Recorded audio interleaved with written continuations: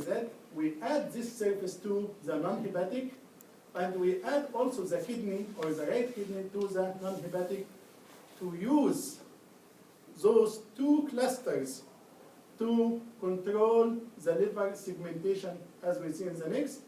This image just a coronal section of this result here. The next step, or the second stage, is about segmentation, automatic segmentation of the liver. We start at the beginning at segmentation of the core region. Next to this one, constructing the initial or an initial boundary surface between liver and other organs. Next to this one, we try to classify.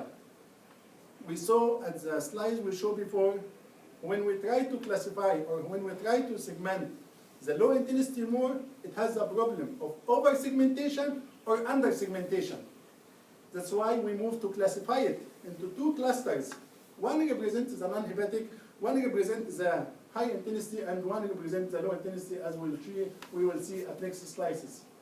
So this one here, if we have a low intensity tumor, we ask that one here. If no low intensity tumor, that means it is a normal case.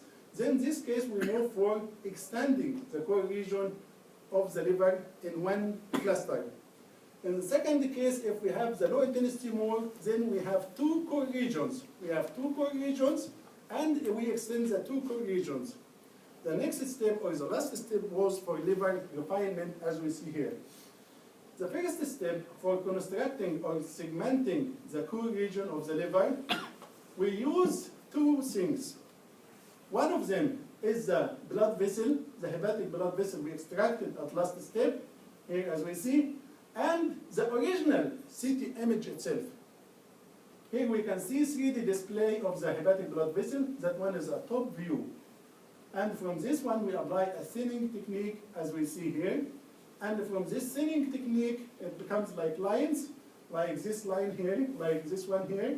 From this one, we extract the end points only when it is connected to one neighbor. That one represents the end points, and this extracted end points are here. Then we use this one to construct by Boolean triangulation to complete polyhedral structure of the core region. This core region, when we apply the Boolean triangulation, usually it is segmented this way, depend on endpoints only. It is connected to each other. The Boolean triangulation connected to each other, regardless that one will come through a low intensity part or not. That can cause a problem here of segmenting non-liver region, some part outside the liver, as we see this place here. That's why in our method, we developed this one to depend on intensity and blood vessel endpoints together. So in this way, when we try to draw this, for example, when we try to draw ABC here, this one, ABC, all of them inside liver, all of them have high intensity, then this triangle will be drawn. When we come here to this one, we try to draw AEC.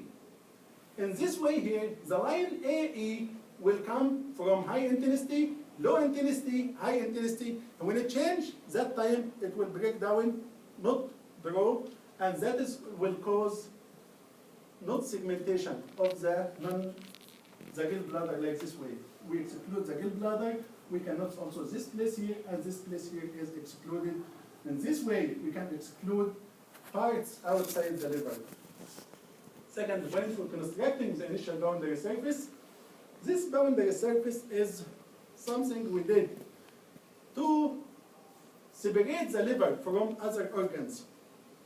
We have the core region, we have the non-hepatic, that one here is the ribs boundary, we have the non-hepatic blood vessel here like this. Among them here, we try to draw a boundary surface.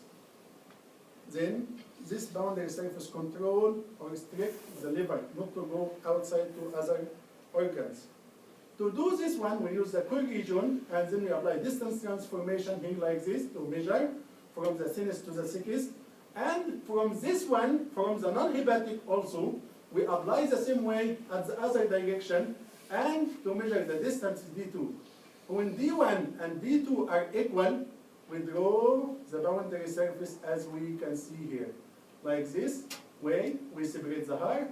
Here, it separates the ribs and muscles, and here it separates other organs as we see. This one is investigation of our method.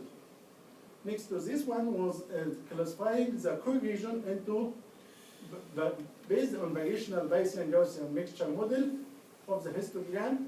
Here we can see the core regions. The core region at the beginning, we apply it this way. That one for the non-low intensity Moore case, there is no low intensity. This one here has low intensity, so just a part of the low intensity Moore is extracted. We draw the histogram of this part inside here, like this. And from this one we can see, this one for the normal case. For the abnormal case, it has a lot of here. That means there are low intensity Moore indication. There is low intensity Moore like this. We move like this way, we extract the components, and from these components, if it is non-low intensity, it will be one component. If it is low intensity, it will be two components. In this way, we could classify into non-low intensity Moore, which represents the red part here, and low intensity Moore, this part which is the blue part. That one represents the low intensity Moore here. Next to this one, we move for extension. To explain this extension, we apply this one here with the core region.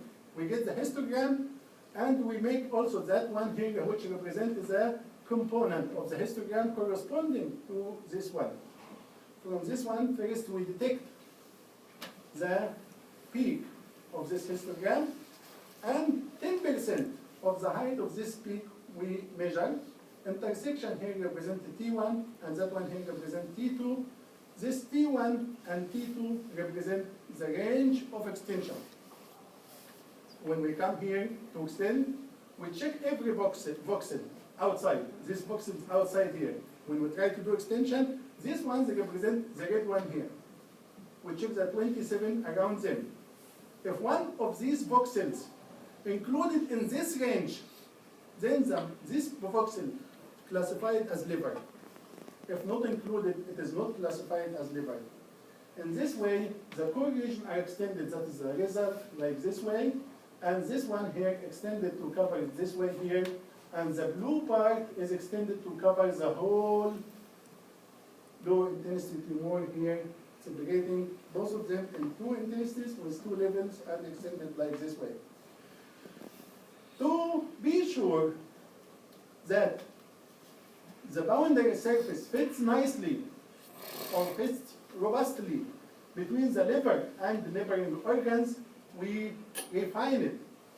To do that one, or to reconfirm it, to do this reconfirmation, that is the first one, the first initial boundary surface between the core region and the non-hepatic, and that one here, the ribs boundary. We use, instead of replace this core region by the extension result. At last step, we make that extension here. So we use this result instead of using this core region, we use the extension result here, as we see this one. From this one, we decide the contact region. That one here is the contact region here.